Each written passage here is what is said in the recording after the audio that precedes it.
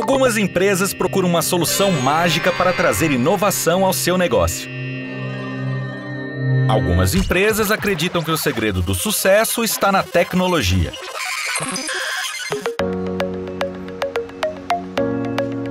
Mas as empresas mais competitivas e modernas sabem que o melhor investimento são os jovens talentos. Aprendizes e estagiários trazem a liberdade, a criatividade e a garra de quem está começando a construir uma carreira e quer provar todo o seu potencial. O CIEE possui toda a experiência para auxiliar qualquer empresa a criar um programa de estágio e aprendizagem. Qualquer empresa mesmo. Entre em contato agora com o CIEE e dê um upgrade no seu negócio. CIEE, transformando vidas, construindo o futuro.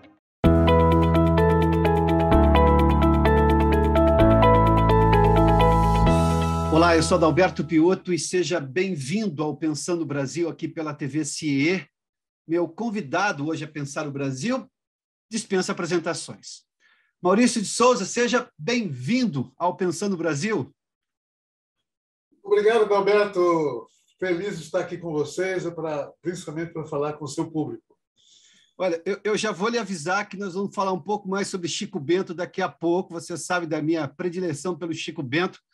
Mas a minha primeira pergunta não poderia ser diferente. Maurício, como é que você se sente olhando para o Brasil hoje, especificamente para o Brasil, e que todas as pessoas hoje que estão decidindo coisas nas empresas, adultas, né, nos órgãos de governo, nos bancos, enfim, na vida privada, na vida pública, dando aulas como professores, eles foram seus leitores na Turma da Mônica lá atrás, quando eram crianças mais jovens, e os filhos dessas pessoas continuam lendo a Turma da Mônica. Como é que você se sente assim, digamos, um criador multigeracional?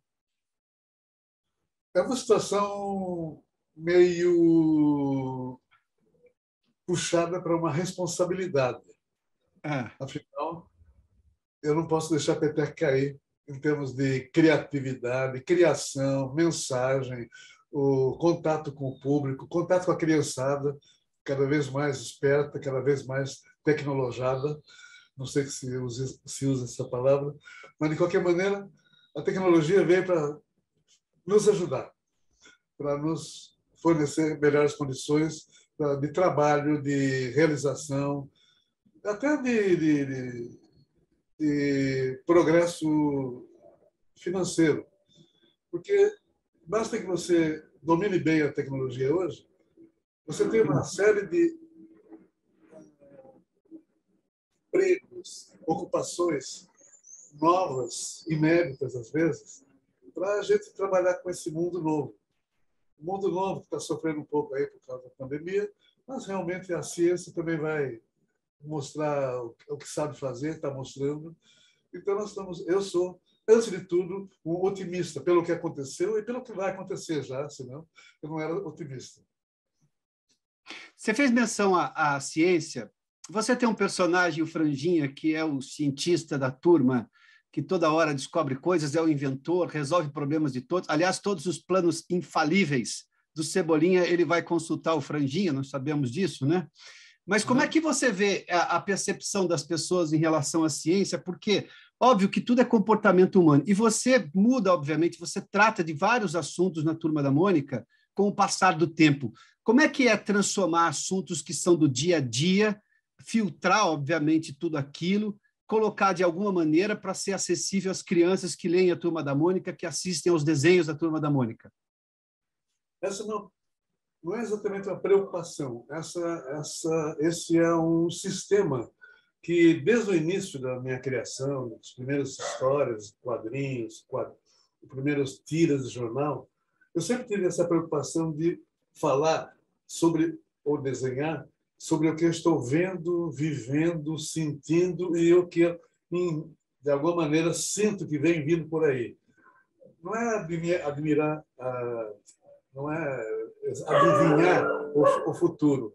É realmente a gente ficar ligado no que está acontecendo e se cercar de pessoas que também pensam dessa maneira.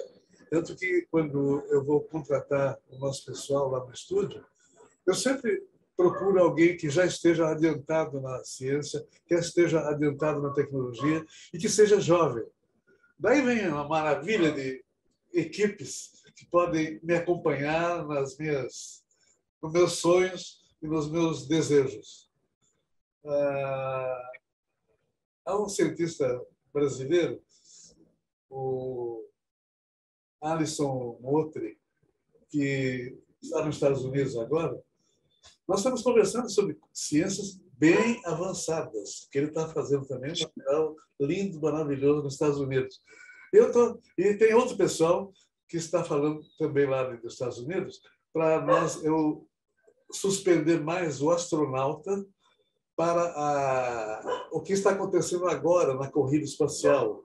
Para ele usar mais o astronauta com as coisas que estarão acontecendo agora. Mesmo na área, originalmente, na área editorial primeiro, para depois a gente entrar em cinema, em filmes e tudo mais. Então, eu estou cercado disso. Estou cercado das fantasias que eu tive quando era criança, de tudo que eu li nos gibis, nos meus 86 anos. Então, eu estou com a cabeça cheia de esperanças, de novidades, de vontades. E eu quero continuar assim. Estou gostando muito de viver dessa maneira. Me conta uma coisa, Maurício. Vamos voltar um pouquinho lá no tempo. Qual foi a sua inspiração? Eu acho que já falei com você, eu não me lembro de ter lhe perguntado isso. Onde é que você se inspirou lá atrás? Antes, obviamente, os quadrinhos que você lia, coisas que te influenciaram a ser o autor, o criador da Turma da Mônica, nesse projeto que eu chamo de multigeracional e que tem vida longa, certamente. Mas me conta uma coisa, de onde veio a inspiração do Maurício de Souza lá atrás e, obviamente, disso tudo que você disse que está se alimentando e está gostando de viver desse jeito, cheio de novidades? Olha, eu aprendi a ler no gibi. Um dia eu estava criança, 4 anos, morava em São Paulo, perto da Brigadeiro Luiz Antônio. Olhei para a calçada, estava andando. Naquele tempo, criança podia andar tranquilamente, sem problema nenhum. Né? Perto de casa, estava lá. Olhei e tinha um gibi jogado fora, na calçada. Bem maltratado, sem capa, meio rasgadinho e tudo mais, mas eu vi aquilo, eu não conhecia um gibi, eu não conhecia história em quadrinhos. Eu não sabia ler. Daí eu peguei o gibi, li, tinha uma historinha colorida na abertura, lá, do Super Coelho, Super Coelho colorida, a história colorida. Eu olhei aquilo, não entendi muito bem, mas eu gostei do que eu vi. Levei para casa, pedi para minha mãe ler para mim. Ela começou a ler, coitada. Todo dia eu queria que ela lesse alguma coisa. E o meu pai percebeu que eu gostava disso, me trazia mais gibi. Daí a minha mãe falou para mim: olha, meu filho, eu estou lendo todo dia para você, tudo que você pede, mas daí eu deixo de fazer o serviço de casa. Então, eu vou fazer uma coisa, eu vou te ensinar a ler, assim você lê sozinho, e daí você se entende também, e daí eu posso voltar para o meu trabalho. E ela bancou a professora, ótima, porque com 3, 4 meses eu já estava lendo gibi. E ali começou tudo. Daí comecei a ver os meus heróis, os desenhos bons, os roteiros interessantes. E, desculpe, o Bidu está latindo aqui. É o Bidu? Meu Deus do céu. Ele faz parte da turma, a gente não pode tirá-lo da turma, poxa. Daqui a pouco eu vou lá para dar um jeito nele. Mas, então, eu li as histórias, daí eu comecei a ler histórias de ficção científica, que eu gostava muito desde aquele tempo. O Brick Blackford, que tinha um veículo voador que viajava no tempo. Para mim, aquilo era uma maravilha. Nossa, viajar no tempo, como é que tu vai atrás, à frente e tudo mais.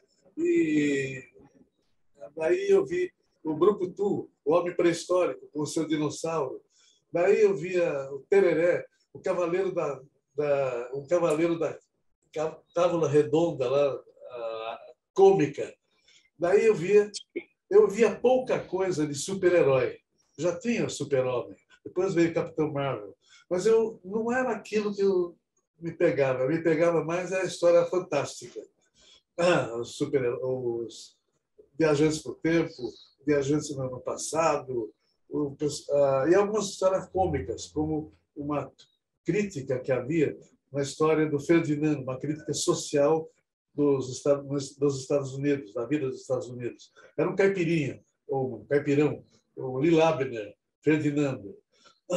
Daí eu também conheci um personagem mexicano, Gordo, o Gordo, que morava numa aldeia mexicana, mas era uma linda história, com personagens maravilhosos, uma humanidade incrível e humor também.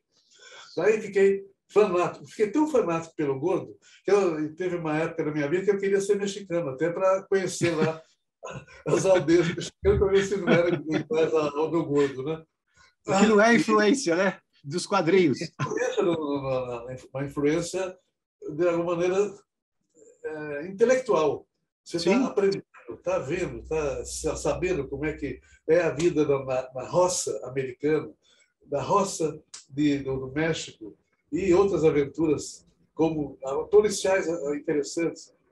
O autor que mais me influenciou na criatividade é Will Eisner, de Fazer Espírito, um personagem policial.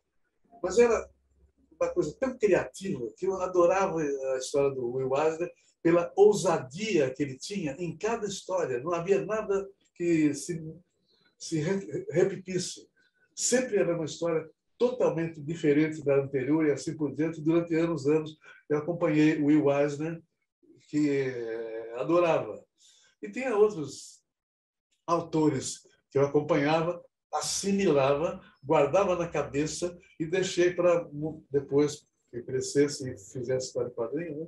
Eu queria misturar toda essa técnica e me largar para o mundo fazendo história em quadrinhos.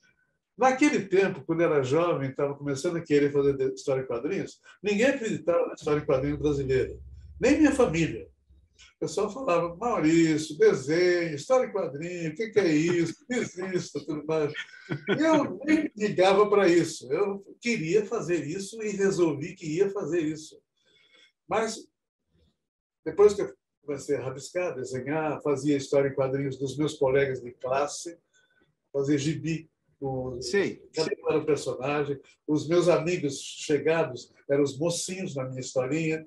As meninas que, vamos dizer, não me davam bola, era bruxa na minha história. As que eram mais simpáticas eram as mocinhas, logicamente, né? E eu estava na quarta série do ginásio, do velho ginásio, e eu criei um gibizinho chamado O Quartinho, porque estava na quarta série. E distribuía não, eu fazia passar pela classe o gibi. Não sobrou um para mim. Tá? Com os meus colegas que ainda estão por aí, guardadas com ele. Eu não guardei nenhum dos gibizinhos que eu fazia na classe, com os personagens. Mas isso me deu uma escola. Eu queria aquilo que eu queria fazer. Daí eu vim para São Paulo para procurar um local onde pudesse desenhar e tudo mais. Cheguei no grupo Folha da Manhã, mostrando meus desenhos para o diretor de arte. Ali foi um balde de água fria, porque eu mostrei os desenhos para ele. Ele me recebeu muito friamente, olhou meus desenhos, uma cara meio de que não está nem olhando, né? E daí ele fechou a minha pasta e falou para mim algumas frases que me marcaram, mas também me empurraram para diante. Ele falou, desista, menino. Menino, 18 anos, 18 para 19 anos. Desista, menino. Desenho não dá futuro para ninguém, não dá dinheiro para ninguém. Vai fazer outra coisa na vida. E devolveu a minha pasta. Verdade, uma história foi desse jeito, duro assim, Maurício? Exatamente, e eu me lembro das palavras. Lógico, eu tinha que lembrar o resto da vida naquelas frases. Né? Só que, naquele momento, no baque, eu fiquei meio assustado, né? Meio baqueado. Por quê? Porque minha mãe achava não é para menos, né? Meu pessoal da escola achava que eu desenhava, a minha avó achava, as minhas namoradinhas achavam, pediam para eu fazer desenho e tudo mais. E por que o homem estava falando aquilo para mim? Mas eu saí da sala dele, meio baqueado, passei pela redação da Folha. No meio da redação tinha um jornalista chamado Cartacho. Cartacho me viu passando, talvez com uma expressão, uma cara de candidato ao suicídio. Ele falou: o que houve, menino? Daí contei a história triste que tinha acabado de acontecer ali na outra sala, né? Ele pediu para ver os desenhos. Falou: não, você desenha. Você pode aperfeiçoar um pouco, mas você desenha sim. Faz o seguinte: enquanto você está chocado com isso daí, entra aqui na Folha para fazer amizade. Você vai tomar um café com o redator-chefe, com o chefe de redação, vai tomar uma cervejinha de vez em quando com eles. Daí você volta com desenhos mais aperfeiçoados, mostra para esse pessoal que é seu amigo, que está junto com você. Vão tratar você dessa maneira. E eu tenho uma vaga aqui de top desk, que seria revisor de texto. Os repórteres chegam correndo, escrevem de qualquer maneira, tem alguém que precisa ajeitar isso daí. Daí eu topei, e virei revisor de texto. Antes ele me perguntou: você é bom de português? Eu falei: eu sou. E era. Eu lia muito. Eu lia um livro por dia. Quando eu era jovem, eu lia um livro por dia. Fazia questão de ler de cabo a rabo num período só de um dia. Eu chegava da escola, na hora do almoço, pegava o livro e ia até meia-noite, 1 hora, 2 horas, 3 horas, lendo o livro para eu entender o completo, o total do livro. Virei fanático, virei viciado em leitura. Isso me ajudou muito, até hoje. Até hoje, lógico, me ajudou para entrar na redação, para ser repórter policial, que veio depois dessa proposta também lá na redação. E quando eu era repórter policial, e o meu fotógrafo não conseguia tirar uma foto de um bandidão, de um chefe de quadrilha, ou de uma área de desastre, eu ilustrava. E levava para a redação, eles começaram a descobrir que eu desenhava. Era o que eu queria. Até que um dia eu falei: bem, agora chega de reportagem, eu quero desenhar, eu quero ir para o velho sonho. Eu quero desenhar a história em quadrinhos. E eu fiz a primeira tira, uma tira vertical, levei para a redação, mostrei para o redator-chefe, ele falou: tá bom, tá bonito, tá bom. Eu perguntei para ele: vocês pagam? Vocês publicam primeiro? Perguntei, né? Publicamos sim. Vocês pagam? Pagamos sim. Então, olha, minha demissão de repórter policial, eu quero agora ser desenhista de história em quadrinhos. E começou assim, comecei a fazer as tirinhas de jornal, comecei a criar os personagens baseados em amigos meus de infância e depois dos meus filhos. E daí deu o que deu. E eu, enquanto eu estava na redação, aí entra um pouco do que se chama... Estava começando a pensar numa profissão. Alguma coisa que pudesse fazer depois, com certeza, de dar certo. Eu pegava na redação com a aprovação dos chefes de redação, eu pegava toda a correspondência que chegava dos sindicatos americanos de distribuição de história em quadrinhos. Eu queria ver como é que eles faziam, como é que eles inundavam o mundo de tirinha de jornal, o planeta todo. Eu queria saber como é que era, como é que eles faziam, cobravam, como é que eles se dirigiam aos jornais.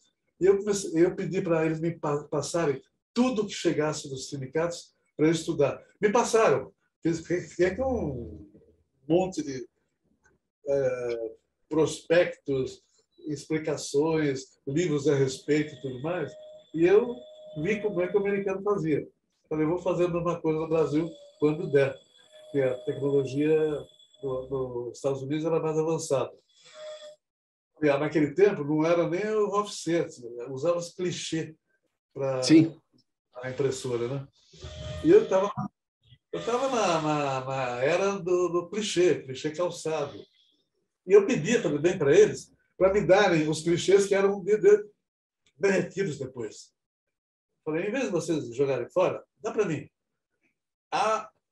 Adorei que tive essa ideia, que me facilitou depois, quando eu saí do jornal, ter clichê para alugar para os jornais do interior do estado de São Paulo primeiro. Eu morava em Mogi das Cruzes, saí de Mogi e ia para os jornais para vender os clichês.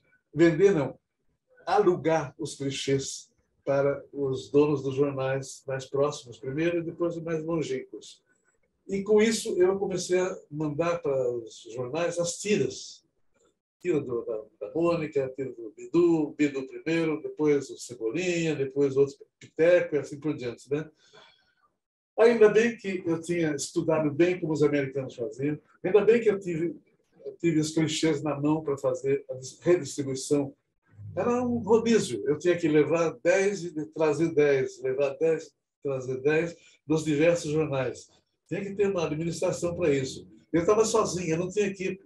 Eu tinha que usar o que eu tinha aprendido no início sozinho. Mas depois eu comecei a criar mais personagens, eu precisei pensar em uma equipe para me ajudar, para me dar tempo de registrar e de desenhar. E fui treinando o pessoal. Primeiro, no começo, na minha escola, para desenhar a Turma da Mônica, às vezes eu precisava pegar na mão deles para eles ensinar o traço, o estilo. O traço. E se mantém até hoje. E com isso eu fui crescendo. Eu, depois de algum tempo, depois de alguns meses, um ano e meio, eu estava em 400 jornais do Brasil. Daí, o caminho seguinte era ter revista. E daí eu comecei a atacar as editoras para me atenderem, para fazerem revista. E em 1970 nasceu a revista Mônica, pela editora Abril, que era a maior editora do Brasil. Mas ninguém lhe disse desista nesse momento, não, mais, né? Fala, desista, menino, já não fizeram isso mais, não, né? Mas nunca mais. Nunca mais. Maurício, alguns amigos falar... meus, até da família, chegaram a pedir desculpa para mim. Né? Maurício, vamos falar de um tema que eu sei que lhe é caro. Aliás, eu fiquei sabendo que você escreveu um novo livro. A gente ainda vai falar do Chico Bento, eu vou voltar ao Chico Bento, mas vamos lá. Eu sei que você escreveu um livro chamado Sou o Rio. Deixa eu pegar o livro. Peraí, deixa eu pegar o livro. Tá aí o livro? Tá bom, vamos lá, vamos aguardar aqui. O Maurício foi pegar o livro lá. Ó, você está vendo? Esse é o escritório do Maurício, está a cena ali, o que é fantástico. A gente está gravando nesse momento essa entrevista e você vê que ele está nos atendendo ali, olha. Ali, foi buscar o livro. Esse é o livro, ótimo. Vamos lá, vamos mostrar para a tela então o livro. Esse é o Sou um Rio. Está ali, Maurício de Souza. Qual é a editora, Maurício, por gentileza? Nova Fronteira. Nova Fronteira. Nova Fronteira. Em que você é muito ligado à causa ambiental, você é muito ligado ao saneamento, você é um dos embaixadores do Instituto Trata Brasil, aliás, meu colega embaixador lá, o que me dá muita honra, e você está falando sobre o Rio, e Rio é uma coisa muito importante porque a gente está voltando, aliás, como nunca fizemos antes, as pessoas estão se preocupando agora com a questão do saneamento. E você faz nesse livro, pelo que eu sei do roteiro, uma narração da sua relação com o Rio Tietê, lá em Mogi ainda, é isso? Sim, eu era criança, nadava no Rio Tietê, andava de barquinho lá no rio, brincava na água limpa, saudade. E, lógico, não só isso, né? Andava no rio, ia pescar também, de vez em quando. E a minha madrinha morava perto do rio. Eu adorava passar umas temporadas na casa dela, porque quando dava enchente no rio, com água limpa, a água vinha até a porta da cozinha. Eu tomava café e mergulhava. E, de vez em quando, ia pescar também. Ia pescar na bacia, porque a água estava lá perto da casa da minha madrinha, tinha uma bacia grande, eu subia na bacia, remava com a mão, ia mais para longe lá, com cabo de vassoura e um anzol eu pescava meus peixinhos, lambaris, e às vezes os lambaris serviam para a gente almoçar, depois da minha pescaria, a gente almoçava os lambaris fritos. Delícia, delícia de água, lógico, cristalina, água limpa. E lógico que depois eu vendo o que acontece, não só com o Tietê, com os rios do mundo, realmente é uma maldade, é uma falta de humanidade do pessoal não tomar cuidado com as águas dos rios. Daí, em cima disso é que eu fiz. Eu comecei a fazer uma crônica sobre isso.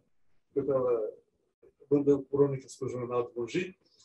Mas daí, quando eu comecei a escrever sobre Rio, a minha crônica se estendeu um pouquinho demais, porque eu estava muito entusiasmado com o assunto.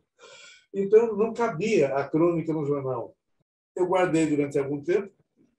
Daí, depois de algum tempo, um ilustrador da nossa empresa, da Maurício das Produções, viu a minha crônica comprida, que não cabia no sistema de crônica, né? Pegou, sem eu saber, pegou o meu texto e ilustrou. Ilustrou com umas ilustrações lindas, bonitas, maravilhosas. Coisa linda! Estamos vendo isso. E de todo jeito. Tem desenhos, tem crianças nadando no rio. Deixa eu pegar aqui para mostrar um pouquinho do que é. Bom, você percebeu aí que entrevistar cartunista, entrevistar escritor, autor de quadrinhos, ele põe o quadrinho na frente dele, assim, para mostrar o quadrinho, o que é fantástico, adorei isso, viu? A naturalidade com que você fez isso, Maurício. Então, daí, o meu amigo Mauro Souza, ilustrador da nossa empresa, ele, sem eu saber, ilustrou e me mostrou. Olha, isso aqui dá livro, sim. Eu falei, meu Deus, dá mesmo. Eu pensei que era uma crônica só comprida, é um livrinho. E fiz o livro, não é tão grande. A propósito disso, de não ser tão grande, eu faço parte da Academia Paulista de Letras. Sim. As pessoas lá que eu babo de ouvi-los, o português que eles têm, que eles dominam, né? E das obras que eles têm também. Bem, eu dei um livrinho desse para cada um dos acadêmicos. E daí eu ouvi vários elogios deles. Eu os admiro como escritores. Eu estava sendo elogiado por um livrinho que era uma crônica no começo. Fiquei muito contente. E daí um deles falou, puxa vida, é um livro ideal, Maurício, para nós, inclusive, que somos meio apressados. Eu li o livro em 17 minutos. Adorei essa frase e essa descoberta. Então, quem não tem muito tempo, os livrinhos nossos aqui desse tipo, que eu vou fazer mais, não comem muito do seu tempo, que às vezes é escasso. Aqui entrou um escritor que vai fazer outros livros falando de meio ambiente. Já estou com um na cabeça e na pesquisa já para poder fazer uma história de ficção baseada numa realidade. Infelizmente, eu vou falar sobre ameaças do meio ambiente. Mas é bom a gente mostrar para a criançada o que está se fazendo de mal para a natureza. Maurício, vamos falar do Chico Bento, porque é seu personagem mais rural, né? Eu confesso, já lhe disse isso, eu sou fã do Chico. Eu sou caipira como Chico Bento, eu sou do interior de São Paulo, nasci numa cidade chamada Rio das Pedras, na região de Piracicaba, e sou fanático por goiaba também, então você pode imaginar que as semelhanças com o Chico Bento são muitas, né? E a simplicidade dele é encantadora. Me lembro que quando lhe contei isso pela primeira vez, lá numa entrevista que você me concedeu na Bienal, do Rio de Janeiro, eu era âncora da CBN, você me disse que o Chico Bento fez um sucesso gigantesco na China. O Chico Bento é o personagem que os chineses mais se assemelharam. E olha que ganhar simpatia de chineses é uma coisa gigantesca por todas as razões. O que encantou os chineses em relação ao Chico Bento? O ambiente rural, a simplicidade dele e, logicamente, os temas que a gente usava e usa nas histórias do Chico Bento. Chico Bento tem muito futuro, viu? Eu acho que depois da Turma da Mônica e depois de algumas outras invenções aí, Chico Bento está na minha mira para filmes. Lógico. Mas eu não posso falar isso. Ainda não? Tudo bem, mas você já disse sobre os planos. Eu estou feliz que o Chico Bento vai ser agora um astro do cinema. Estou absolutamente feliz com isso, viu? Eu sugiro que o pessoal que vai assistir o filme agora em dezembro, fim de dezembro, o filme da Mônica, Lições, vamos botar nos cinemas, assistam para entenderem o que eu estou falando do Chico Bento. Ah, ótimo. Bom, você já deu. Como é que se chama isso agora? Spoiler, é isso? Esse é o nome agora, né? Não posso dar mais spoiler do que isso. Maurício, a gente está no final já da entrevista, mas eu não posso deixar de lhe fazer. Parece uma pergunta clichê, mas eu gosto tanto dela que eu vou insistir. Você não parou de trabalhar durante a pandemia? Você estava me dizendo antes da entrevista que você trabalhou até mais, a sua equipe trabalhou até mais. Eu quero crer que estamos num momento de transição do mais pesado da pandemia, apesar das novas cepas surgindo, mas obviamente que, como você fez menção, a ciência e a medicina estão mais preparados para enfrentar e entender esse vírus, obviamente avançar. A espécie humana não para nunca, ela sempre se supera, e isso é fantástico, porque essa é a origem filosófica da espécie humana. A superação faz parte da espécie, do DNA da espécie. Como é que você vê o futuro? Pois não. A gente superou os dinossauros, que mais? Vamos para frente. Vamos. Como é que você olha agora esses novos desafios que teremos? Assim, como é que isso vai ser tratado? Você que trata a realidade, adapta a realidade ao público que você tem, como é que você vê agora o futuro? Me diga lá. Você já se disse otimista, você tem razões para ser otimista, levou um não logo na cara na primeira vez que foi mostrar os quadrinhos, depois nunca mais ninguém falou desista para você, então desistir não é uma coisa que você não faz, desistir não faz parte do seu dia a dia. Como é que você segue agora? Além do filme do Chico Bento, que você já anunciou aqui, esse spoiler é único. Não anunciei ainda. Mas já deu um spoiler, vai ter uma história que está a caminho. Eu dei a entender. Tá bom.